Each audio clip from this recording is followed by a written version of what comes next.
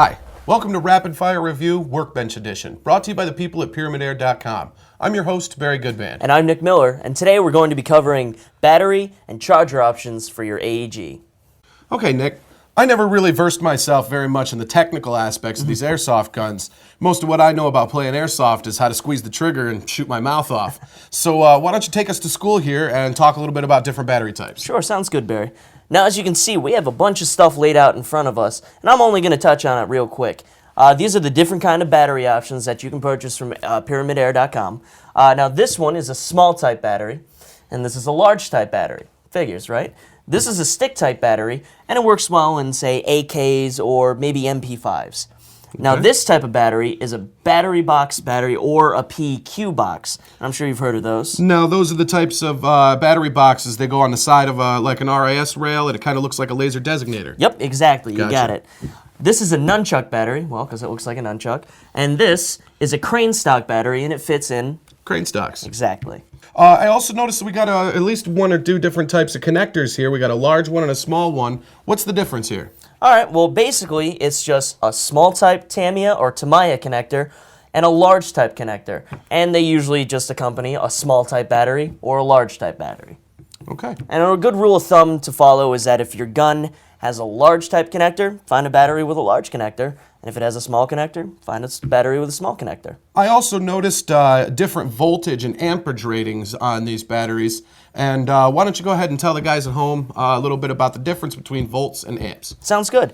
Now, as you can see, these batteries over here, these are 8.4 volt batteries, and these are 9.6 volt batteries. And that has to do with how many cells are in the battery itself.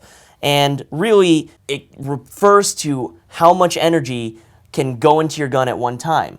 Now, you also see these numbers like 1600 or 3600, and that refers to the milliamp hours, or how much energy your battery can hold at one time. So basically what he's talking about here, fellas, is that the voltage rating of a gun is an indication of how much power it will output, i.e. it'll spin your motor a little faster, it'll turn that gearbox over faster, and you'll get more BBs per second with a higher voltage rating. Now, when we're talking about amps, we're talking about the total charge in the battery and basically how long the battery will last. Exactly. Right, so we're going to touch really quickly on storing and maintaining the charge on your batteries. Now, a quick rule of thumb to remember is that if you're comfortable, your batteries are going to be comfortable. Now, what that means is that you want to store your batteries in a dry place that's going to stay at about room temperature. If you start to experience temperature extremes, either hot or cold, you're going to experience diminished performance. Exactly. And that kind of leads me into charging your batteries. Now, oftentimes when you make an AEG purchase, you'll find that it comes with a simple wall charger, and they're great, but the only problem with them is that they don't know when to stop charging your batteries. It's a fact. I had a problem with that when I first got into the sport a couple of years ago. I got my first gun, and I went to charge my battery, plugged it in the night before a game, and left it on all night. I got out there in the field the next day, pulled the trigger down, and got about 5 rounds before the battery went kaput. I found out from a buddy of mine afterward that leaving it on all night had completely destroyed the battery, and I was in the position of having to shell out for a new one. Right, that happens. And that's where the universal smart charger comes in, like this one from Pyramid Air. Smart chargers will regulate the voltage going into your batteries, and when it finds out that it's full, it actually cuts down the power and trickle charges your battery, thus protecting your investment. And that's what they mean by a smart charger. It actually knows when the battery's full and cuts that power back. Right. And if you're going to shell out the money for a high-quality battery like these ones from Pyramid, you're going to want to go ahead and put out the extra money for a smart charger and, like I said, protect your investment so you don't have to replace them. Now, bear in mind, fellas, there's nothing wrong with that wall charger that you got with your AEG purchase.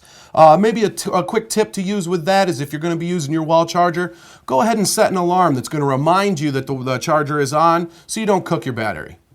All right, Nick, why don't you give us some final thoughts about our Battery 101 episode here? Sounds good, Barry.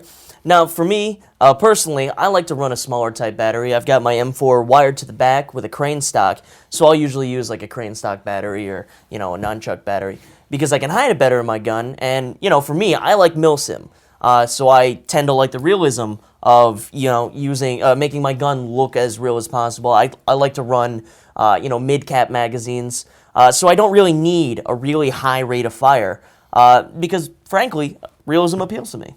I hear you on the realism front, but I tend to approach it from a slightly different angle in the fact that I like with a full stock version of a gun, it has that compartment for these large batteries here. And what I found playing up here in the Northeast, it's cold half the year, and we play right through. So what I found is that having the battery in that plastic stock to the rear of the gun keeps it away from all the gun's cold metal parts, and I get just a touch more longevity out of it. Yeah. And really, as a final thought on batteries, guys, you just got to look around and find what's right for you, what's right for your gun, and really what's right for your environment. All right, so that's all the time we have for today, but keep your eyes open because we'll be back with another episode of Rapid Fire Review, Workbench Edition, brought to you by PyramidAir.com. But until then, I'm your host, Barry Goodband. And I'm Nick Miller. And remember, if you have any questions at all about batteries or chargers, feel free to email us at rapidfirereview@pyramidair.com. And one more thing before we go, guys. Always remember that airsoft guns are realistic copies of actual firearms. So always play safely and responsibly. We'll see you guys out on the field.